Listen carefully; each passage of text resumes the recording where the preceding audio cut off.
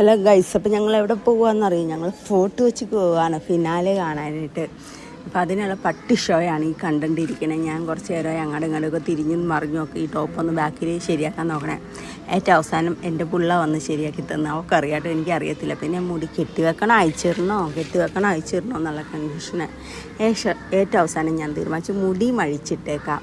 അപ്പോൾ ഞാൻ മുടിയൊക്കെ കഴിച്ചിട്ട് സെറ്റായിട്ടോ, ഇനി പോയാൽ മതി. അപ്പം മാല ഇടണം വേണ്ടതെന്ന് ഓർത്ത് മാലയും കൈ പിടിച്ചിട്ടുണ്ട്. പിന്നെ ഞാൻ എന്തായാലും അവിടെ എന്ന് പറഞ്ഞൊരു മാല ഇട്ട്. അപ്പോൾ അതേ ഈ മഞ്ഞ ഗ്ലാസ് എന്തിനാണ് വെച്ചേക്കണേന്നറിയോ?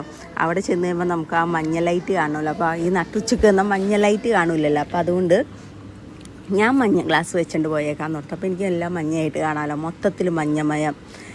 എങ്ങനെയുണ്ട് എൻ്റെ ബുദ്ധി? നല്ല ബുദ്ധിയല്ലേ? അതാണ് ഞാനപ്പം മൊത്തം മഞ്ഞയായിട്ട് കാണാൻ വേണ്ടി വീട്ടിൽ നിന്ന് മഞ്ഞ ഗ്ലാസ് വെച്ചിട്ട് പോയത്. അവിടെ മൊത്തം ഡെക്കറേഷനാണ്. ഇവിടെ ഇട്ടാണ് സാൻഡേനെ കത്തിക്കുന്നത്. അവിടെ സാൻഡേനൊക്കെ വലിയ സാൻഡോ ഉണ്ടാക്കി വെച്ചിട്ടുണ്ട് കത്തിക്കാനുള്ള. അപ്പം പഞ്ഞിനെ അവർ എല്ലാം സെറ്റ് ചെയ്ത് വെച്ചിട്ടുണ്ട്. ആ ഗ്രൗണ്ടിൽ തന്നെയാണ് ആ മഞ്ഞ ലൈറ്റുള്ളത്. ഈ മരം കണ്ടോ, ആ മരം നിറച്ചും ലൈറ്റ് പിടിപ്പിച്ച് വെക്കും. അവിടെ പോയി ഇന്ന് രാത്രി സമയത്ത് അവിടെ ചെന്ന് കഴിഞ്ഞാൽ മഞ്ഞ വെളിച്ചം നല്ല ഭംഗിയാട്ടോ, നല്ല അടുപ്പനാണ്. പോണ വഴി മൊത്തം ഇങ്ങനെ സ്റ്റാറുകളും എല്ലാം കാര്യങ്ങളും ഉണ്ട്. എനിക്ക് പണ്ടേ മുതലുള്ള ആഗ്രഹമാണ് ഫോർട്ട് വെച്ച് പോയി പപ്പാഞ്ഞീനെ കത്തിക്കണമെന്ന് കാണുന്നത്.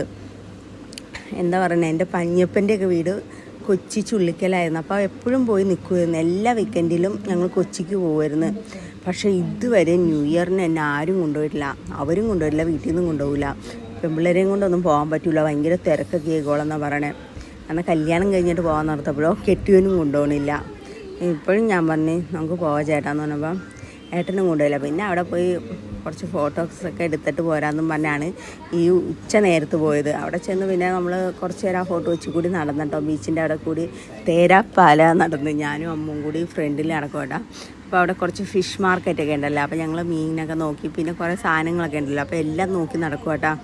ഒന്നും വാങ്ങിച്ചില്ല, പക്ഷേ ഞങ്ങളിങ്ങനെ എല്ലാ കടയും കയറി ഇറങ്ങി നടക്കും. അത് കഴിഞ്ഞ് പിന്നെ ഐസ്ക്രീം മേടിച്ചിട്ടോ.